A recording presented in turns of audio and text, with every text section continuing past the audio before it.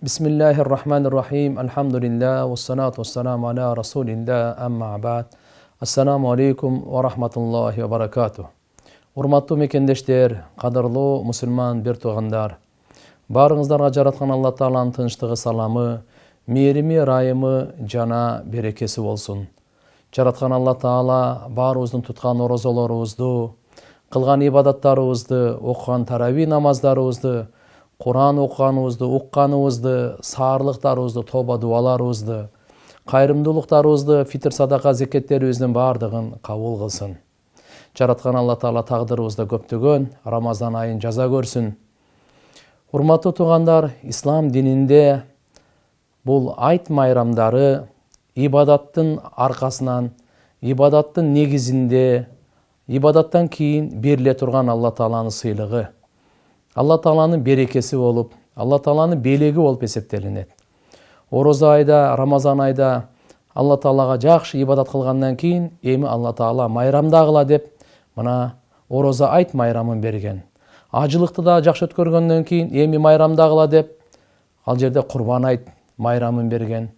Кудайым буйурса, мына ороза айт эртеге Кудай кааласа кантип айтка даярданышыбыз керек? Айтка тиешелүү өкүмдөр, сүннөттөрдү билип алайлы.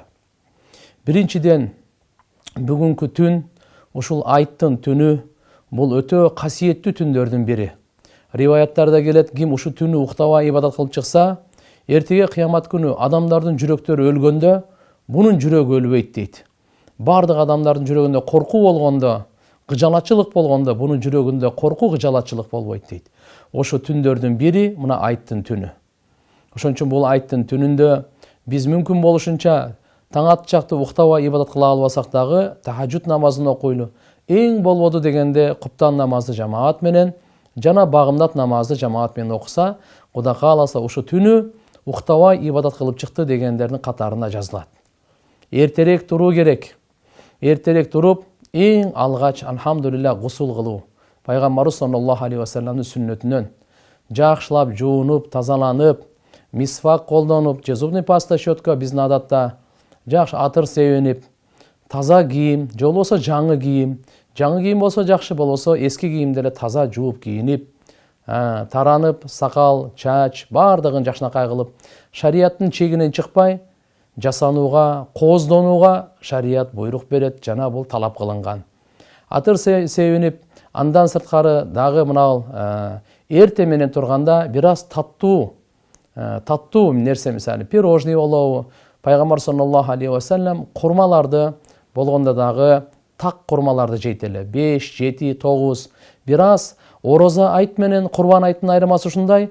Ороза айтта бир аз жеп барган бул мустахаб. Курбан айтта айт намазга эч нерсе жебей барган мустахаб да. Ошон үчүн мына ороза айтта Кудай кааласа бир аз даам тартып. Алымдар айтат, күн сайын ороза туткан киши оозачарлык кылат эле, ушуну ифтар аскар деп коет. Бул оозачарлык, кичинекей оозачарлык деп коет.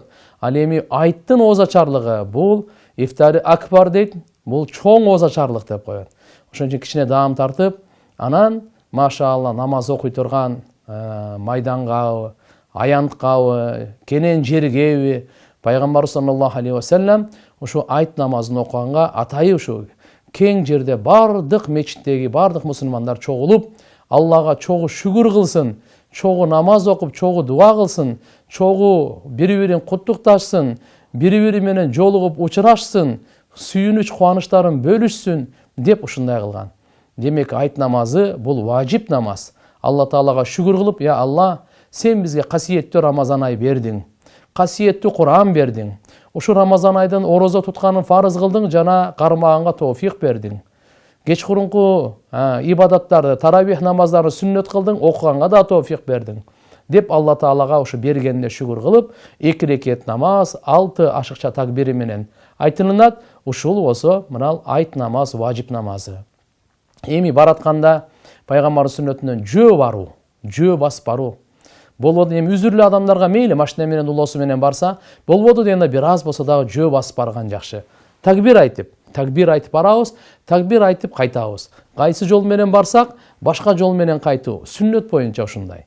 Ошондуктан бараарда такбир айтып, Эми ороза айт майрамында болсо ичибизден айтып барган мустахаб жакшыраак. Ал эми Курбан айт майрамында болсо үндү чыгарып айтып барган мустахаб жакшыраак. Айырмасы ушунча да. Такбир кандай? Кайсы такбир айтсаңыз дагы. Аллаху акбар, Аллаху акбар.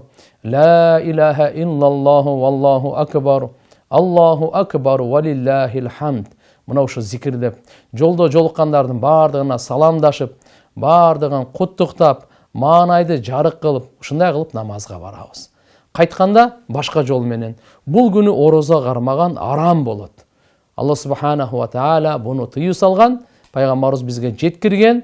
Ороза айт күнү жана Курбан айт күнү ороза кармаган тыюу салынат. Ошондуктан иншалла Алла субханаху ва таалага чексиз шүгүрлөрдү кылып, ушундай даярдык менен, зикир менен, дуа менен, курбанчылык менен, мурда сахабалардан кээ бирлеринен айтылынат, 6 ай Рамазан айга чейин дуа кылышат экен да алар. Я Алла, ошо Рамазан айга жеткире көр деп дуа кылыпчы. Рамазан айдын касиетин алар билет эле. Эми Рамазан ай колубуздан чыгып кетип атат. Алар кантет экен? 6 ай дуа кылат экен. Кабул кыл деп. 6 ай Рамазан айга жеткире көр деп дуа кылса, Рамазан айдан кийинки 6 айды кабул кыла көр деп дуа кылат экен, я Алла. Ушул дуа Рамазан айда. Ошон үчүн куттуктаганда да такаббалаллаху минна ва минкум.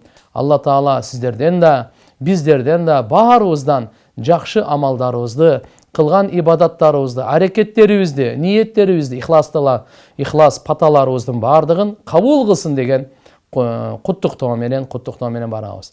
Урматтуу агайын мусулман бир туугандар, мына ушул өкүмдөрдү эске алайлы, бардыгын сүннөткө ылайыктап, албетте иншалла зикир менен, дуа менен барганга аракет кылайлы. Жараткан Алла Таалам баарыбызды бактылуу кылсын.